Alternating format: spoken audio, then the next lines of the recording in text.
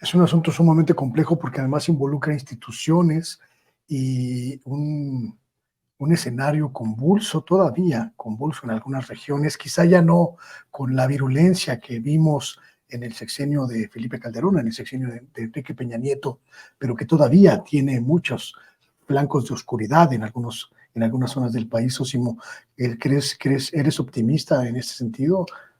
Creo que va a costar todavía mucho trabajo y estoy totalmente de acuerdo contigo, o sea, el problema no está resuelto. Ahora, la verdad es de que no se va a resolver en 6 años, esa es la verdad. Entonces, me parece que sí, hay zonas del país en las que todavía es prácticamente imposible transitar si no tienes el permiso de estos grupos ilegales que prácticamente dan quién puede transitar o no por determinados lugares. Eso sigue existiendo. Está el caso, no recuerdo si lo comentamos aquí, Luis Guillermo, contigo, el de indígenas que se han incluso armado para repeler al cártel de los ardillos. ¿Quién transita por la montaña baja de Guerrero si no es con el permiso de estos ardillos, por ejemplo, o en zonas de la Tierra Caliente? Entonces, el problema sigue, por supuesto que ahí está, no nos tapamos los ojos, ahí está, y es importante que se profundicen las labores de protección, sobre todo a estas personas. Pero sí es importante también señalar con honestidad que para nada es lo que estaba ocurriendo en el sexenio de Felipe Calderón con estos, incluso decíamos, estas ejecuciones que hasta por YouTube se transmitían. Claro. O recordarás también estos convoyes de camionetas con las siglas del Cártel del Golfo, patrullando impunemente a plena luz del día, decenas de camionetas, por ejemplo, la ciudad de Matamoros. Es decir, este tipo de acciones donde ya el gobierno de facto en varias partes del país lo tenían estos grupos del crimen organizado, me parece que eso no existe hoy, con todos los problemas que hay, que no se han resuelto y que no cerramos los ojos, hay que seguir poniendo el dedo en el renglón. Claro, es una realidad muy compleja. Permíteme cambiar un poco de tema porque Contralínea está pues abordando también otras dinámicas sociales sumamente interesantes. Una de ellas, la deuda histórica con los pueblos indígenas de México. Sosimo, creo que tienen ustedes ahí en agenda una serie de asuntos sumamente importantes en ese sentido. Sí, Luis Guillermo, pues en efecto, de manera permanente Contralínea, pues ha estado siempre interesada en lo que ocurre con los pueblos, tribus y naciones de este país, invisibilizados durante mucho tiempo por los medios de comunicación, hasta la fecha invisibilizados por los grandes corporativos, solamente son motivo de noticia cuando hay problemas, o motivo de folclore, ¿no? A veces la manera de abordar de estos medios corporativos de comunicación, y pues no, los pueblos indígenas son, podríamos decir que no solamente la parte fundamental de la conformación de este país, sino hoy en día pues siguen siendo probablemente un reservorio muy importante no solamente en materia de diversidad cultural, sino de ejercicio político. Y decimos que hay una deuda histórica muy importante.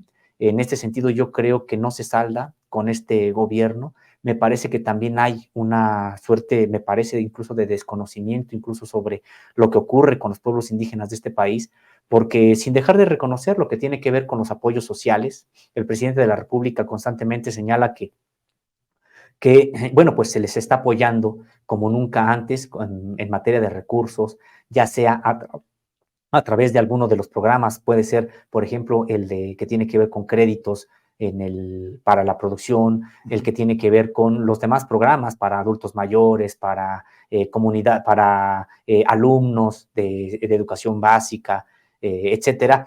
Sí, pero esto es una cuestión meramente, desde mi punto de vista, que tiene que ver con la cuestión económica. Y, Luis Guillermo, la deuda con los pueblos indígenas no solamente es económica, es política.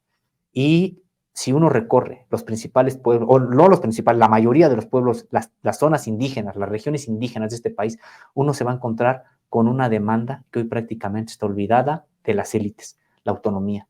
Y me parece que ese es el gran pendiente que deja el actual gobierno. Hay que recordar que tenían la bandera, el actual gobierno, de también llegar e impulsar los acuerdos de San Andrés, algo que ya ha quedado prácticamente fuera de la agenda.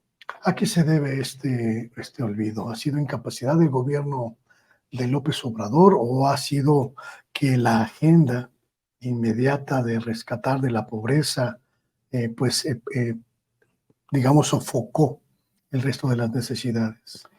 Pues yo creo, Luis Guillermo, que son también enfoques distintos. El gobierno mexicano actual, con todo y lo que podamos nosotros, por supuesto, señalar de los avances que hemos estado reconociendo, finalmente hay una parte que no compagina con estas demandas de autonomía, porque las demandas de autonomía, llevarlas no solamente a la práctica, sino a las propias leyes, vendría a dificultar algunos de los propios proyectos que este gobierno ha impulsado, por ejemplo, el Tren Maya, por ejemplo, el corredor transísmico, toda esta parte del transísmico desde, bueno, que atraviesa Oaxaca y la parte de Veracruz.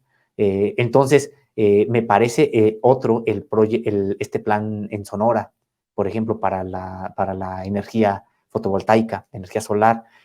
Por ejemplo, también podría entorpecer el Plan Integral Morelos, que está precisamente en Morelos y que tiene que ver con esta serie de ductos para gas y para petróleo, etcétera. Entonces, me parece que tuvo que ver eso con una suerte de postergación de esta bandera de los acuerdos de San Andrés, que hay que recordarlo, pues era parte de las propias promesas dichas públicamente, de hacer realidad los acuerdos de San Andrés. Entonces, me parece que hubo ahí ciertos escollos en esta materia y por eso permanece esta deuda histórica con los pueblos indígenas.